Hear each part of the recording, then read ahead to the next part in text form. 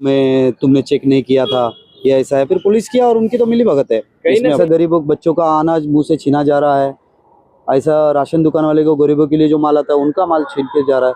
यहाँ को कार्रवाई होने का कोई चांसेस तो इसमें रहते नहीं, काफ़ी इसमें दिक्कतें आ जाती है। फिर वो जीएसटी का डुप्लीकेट बिल बना के वो लोग लाते हैं। नमस्कार, टुडे भारत में आप सभी का स्वागत है। आज हम बात कर रहे हैं राशन माफिया के बारे में। मैं आपको बताते चलूँ कि लगभग 8 से 9 के बीच में जो मेरे पीछे ये गाड़ी देख रहे हैं, ये गाड़ी दादर से चली थी और दादर से ये जा रही थी ठाणे की तरफ, और वहीं पे विलास नाम के व्यक्ति ने इस गाड़ी को पकड़ा और बाकायदा इस कंट्रोल कॉल किया और पुलिस की सहायता से इस गाड़ी को यहाँ तक लाया गया है। और मैं आपको बताते चलूँ कि अभी तक इस गाड़ी पे पुलिस के माध्यम से कोई भी कार्रवाई नहीं की गई है। ये ऐसा विलास व्यक्ति जी है जो उनका कहना है कि पुलिस के माध्यम से अभी तक इस पे कोई कार्रवाई नहीं की गई है। और ये मैं बताते चलूँ कि इस गाड़ी के अंदर लगभग 30 से 40 गोनी जो लोगों के गरीब लोगों का जो राशन होता है, जो कि गरीब लोगों को राशन कार्ड पे जो राशन मिलता है वो राशन बताया जा रहा है। कहीं ना कहीं कि राशन माफिया इस मुद्दे को ढील देते नजर आ रहे हैं पुलिस कर्मी, ऐसा बताया जा रहा है। और आपको आगे बताते चलूं कि आने वाले सोमवार को इसकी क्या कार्रवाई होगी वो भी हम आपको ज़रूर दिखाएंगे। तब तक के लिए हमारे वीडियो से जुड़े रहिए, और अगर आपको हमारी न्यूज़ अच्छी लगती है तो हमारे चैनल को सब्सक्राइब ज़रूर कीजिए। इसके पीछे हमारे जो पत्रकार लोग हैं कई बार इस मामले की पर्दाफाश कर चुके हैं। तो कई पुलिस स्टेशनों में हमने पहले भी इस मामले को उजागर किया है। तो वही हमारा जो सूत्र है उसके अनुसार हमें पता चला था कि ये गाड़ी में कल रात में दादर के दुकान से ये माल भरा जा रहा है और ये गाड़ी इधर पड़गा की तरफ जाएगी। तो उसके पीछे जो सूत्रधार थे, पत्रकार लोग थे, वो मुझे सुबह में बताया कि ये 5 बजे के ये आसपास ये गाड़ी 6 बजे के आसपास वहाँ से निकल गई। तो ये गाड़ी जा रही थी ठाणे की दिशा में। तो मैंने 100 नंबर पे कंट्रोल कॉल किया और मैंने बताया कि ऐसे ऐसे गाड़ी में ऐसा ऐसा माल जा रहा है जो काला बाजारी माल है। तो उसके बाद मुझे पुलिसों ने बोला कि आप उस गाड़ी के पीछे रहिए और गाड़ी का मुझे लोकेशन बताइए।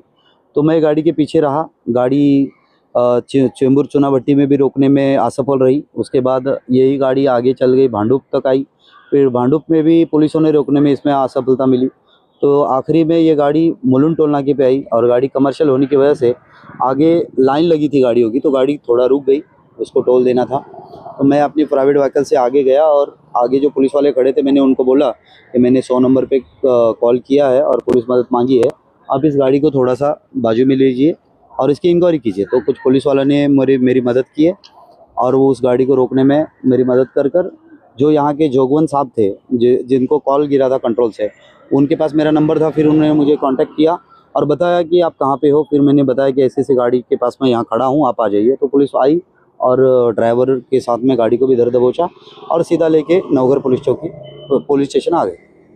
मैंने तो जो यहाँ के आयो थे मैंने उनसे जाके सुबह में मैं जब मिला यहाँ पे 9 बजे तकरीबन, तो उन्होंने बोला कि ठीक है, ये मामला हमारा पुलिस चौकी का तो नहीं, पुलिस स्टेशन का तो नहीं, पुलिस का नहीं है, ये अन्न पुरवठा नागरी का मामला है।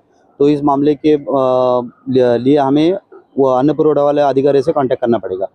तो मैंने बोला ठीक है, आप अन्न पुरवठा अधिकारियों से बुला लीजिए और इस पूरी मामले के तह तक आप जाके इन कालाबाजारी को धर दबोचिए। तो उन्होंने मुझे उनका लगा कि ठीक है, आप पत्रकार हो, आप पत्रकार के जैसे ही आप व्यवहार कीजिए, आप हमें मत बताइए कि हमें कार्रवाई क्या करनी है। फिर ऐसे ही उन्होंने कुछ मुझे खास ये नहीं दिया, जवाब नहीं दिया। फिर मैं वहाँ पे बैठा रहा। उन्होंने मुझे पहला बोला कि अन्न पुरवठा वाले 12 बजे तक आ जाएंगे। फिर उन्होंने 2 बजे तक आने की बात की। बाद में तो उन्होंने जवाब देने से इनकार कर दिया, गाड़ी ला के यहाँ लगा दिया और कोई रिस्पॉन्स नहीं दिए। तो वहाँ पे एसीपी साहब आए थे सुबह में, तो मैंने उनसे भी मिलने की कोशिश की, मुझे मिलने दिया नहीं गया और एसीपी साहब निकल गए। तो फिर मैं चल रहा था। देखो, पुलिस जो हमें आश्वासन देती है कि आप हमें इंफॉर्मेशन दो, हम सतर्कता से उनको पकड़ेंगे, ये सब मुझे लगता है कि खोखले वादे हैं। जब पत्रकारों की इतनी इंक्वायरी की जा सकती है, पत्रकारों को इतना क्रॉस चेक किया जा रहा है, तो एक आम आदमी इस मामले की अगर कोई जानकारी देना चाहे तो उसके बारे में पुलिस क्या उसका ये करेगी ना। तो इसके लिए क्राइम बढ़ते जा रहा है महाराष्ट्र में। ऐसा गरीबों बच्चों का अनाज मुँह से छीना जा रहा है, ऐसा राशन दुकान वाले को गरीबों के लिए जो माल आता है उनका माल छीन के जा रहा है। यहाँ आज भी महाराष्ट्र में देवेंद्र फडणवीस सरकार बैठी तो हमें काफ़ी उम्मीदें थे उनसे कि उन्होंने बताया था की महाराष्ट्र स्वच्छ समृद्धित आणि म्हणजे भ्रष्टाचार मुक्त करें, तो हमें लगा था कि सरकार कुछ करेगी, और आप देख रहे हो, आपके सामने नमूना है कि किस तरह से भ्रष्टाचार बड़े पैमाने में बढ़ गया है, कोई भ्रष्टाचार घटा नहीं है। तो ऐसे बहुत सारे मामले हैं जो गंभीरता से बढ़ते जा रहे हैं महाराष्ट्र में।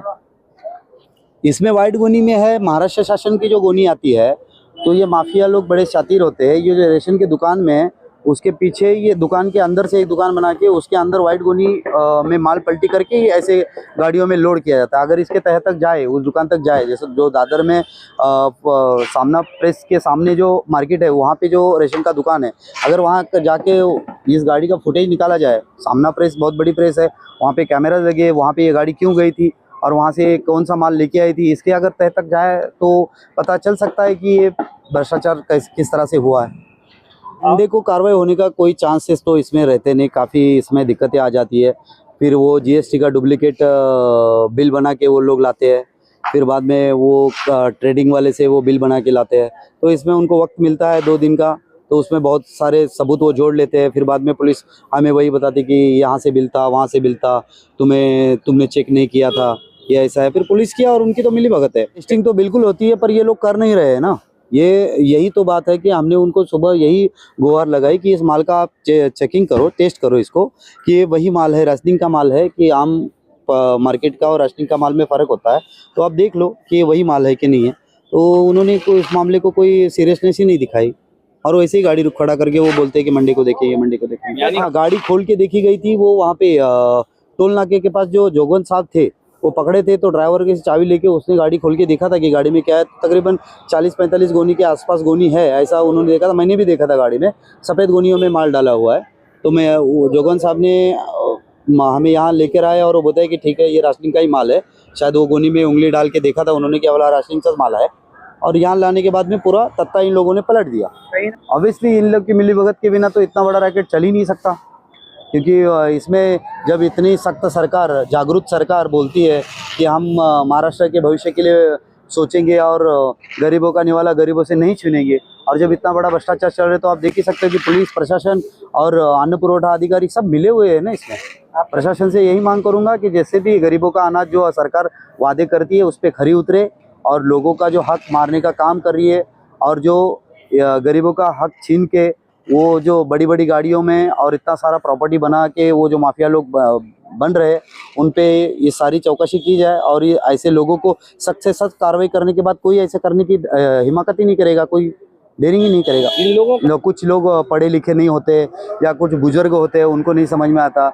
जिसका 10 किलो आया है तो उसको 5 किलो 6 किलो देते हैं, जिसका 20 किलो आया है उसको 7 किलो 8 किलो देते। तो ये लोग 40-60 का मामला चलता है, 60% को जागरूक रहना चाहिए। उनका जो राशन कार्ड पे जितना माल आता है वो माल उतना है कि नहीं है, और ऊपर से अभी दुकानदार बड़े होशियार होते हैं, क्योंकि वो ऑलरेडी माफिया से मिले होते हैं।